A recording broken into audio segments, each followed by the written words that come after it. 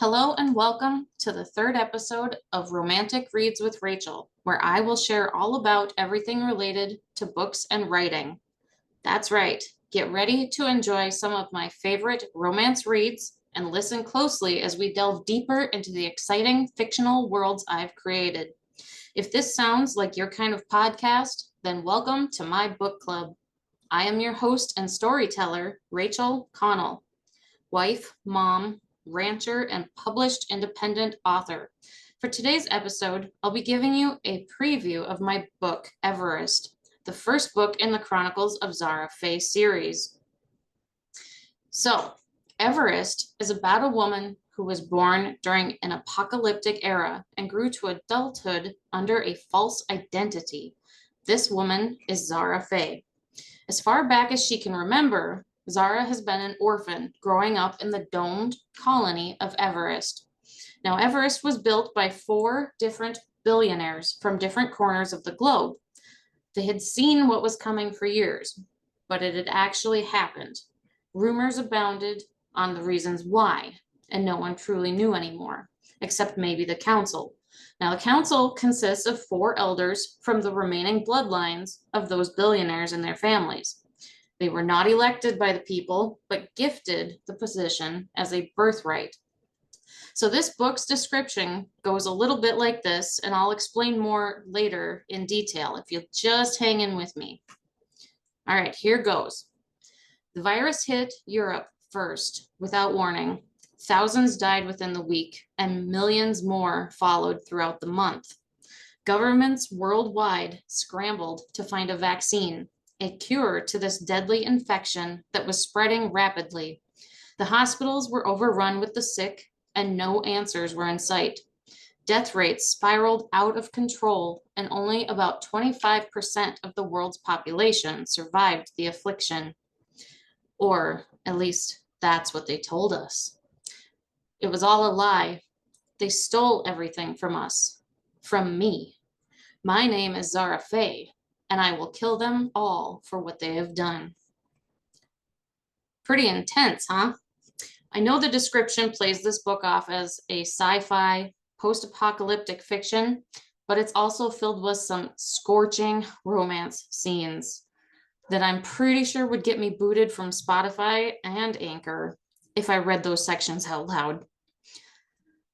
Now, keep in mind that as we continue going over this book, there are no separate countries or religions anymore. No first, second, or even third class citizens. Everyone is supposed to be equal because they have all been assigned a career at the age of 10 and apprenticed out at the age of 12. Anyone who refuses is banished to succumb to the virus or the elements of the hostile lands outside the dome. As we read on past the first chapter, we learn that at the age of 25, Zara realizes that not all is as it seems in Everest. She starts having severe headaches that lead to strange visions and dreams. She dreams of the same black-haired, blue-eyed boy night after night, someone she's certain she's never met before. She cannot get him out of her head no matter how hard she tries.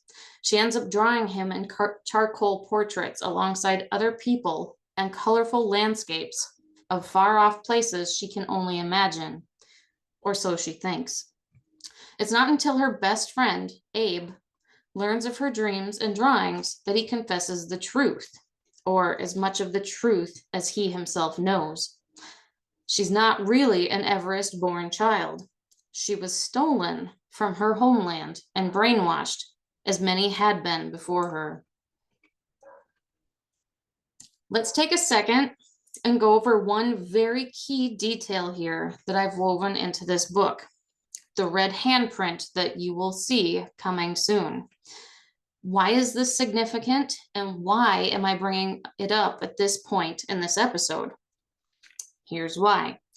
So in the book, Zara comes across a skull with a bloody handprint slapped across his mouth, etched on a hidden door in Everest. It represents those stolen and silenced. Now, the red handprint is a symbol that is used today to indicate solidarity with the missing and murdered Indigenous women and girls in North America. This is an ongoing crisis, and as Indigenous American women are up to 10 times more likely to be murdered or sexually assaulted in some regions of the United States. This is my recognition to the MMIW, and I wish to shed some light on this major crisis.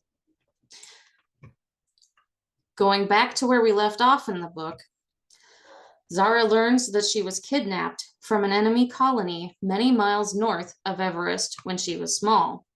The life she has known for the last 12 years or so is all a lie. The elders eventually find out that her mind wipe has begun to fade, and she starts to remember snippets of her life from before. Abe, her best friend, is also a guard in Everest's elite army. He squirrels her away to safety by sending her out of the dome through that hidden door with the skull and bloody handprint image. Now, remember that this dome was erected because of a deadly virus that was supposedly sweeping through the continent and had killed billions of people. Zara had been raised with this knowledge and was terrified of leaving the only safe place that she knew.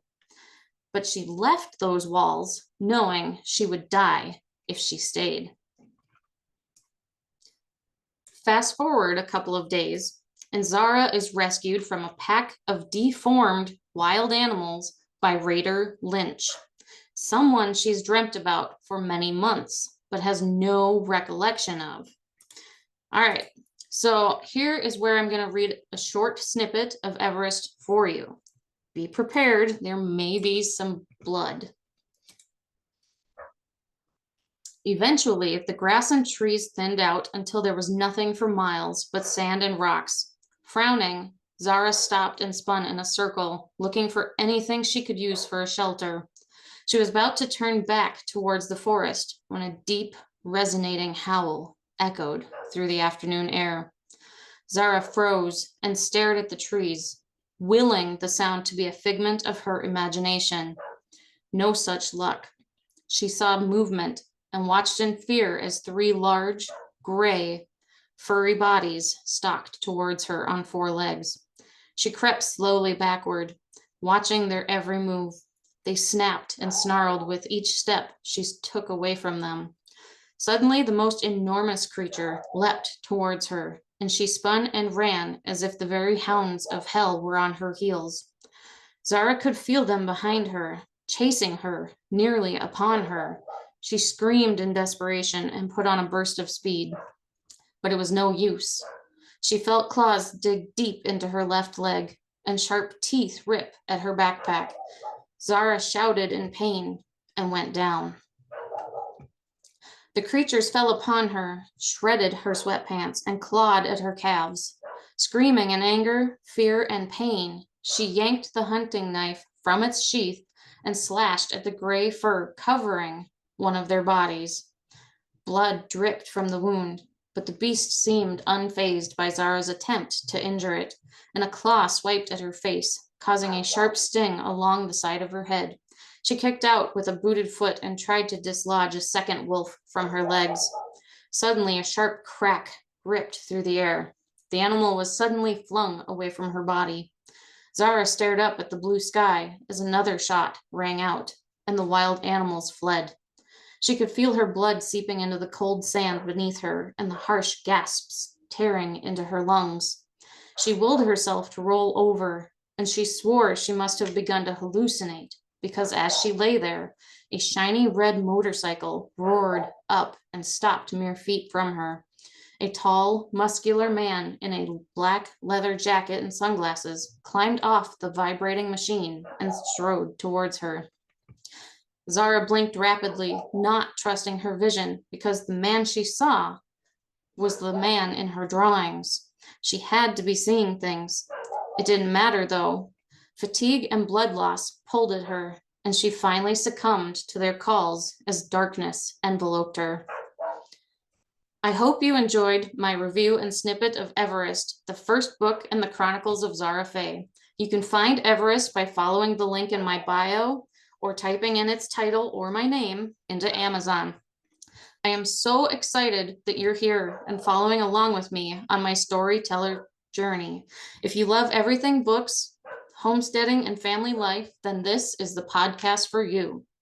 Tune in next time for a review of the second book in the Zara Fae Chronicles, Copper Canyon.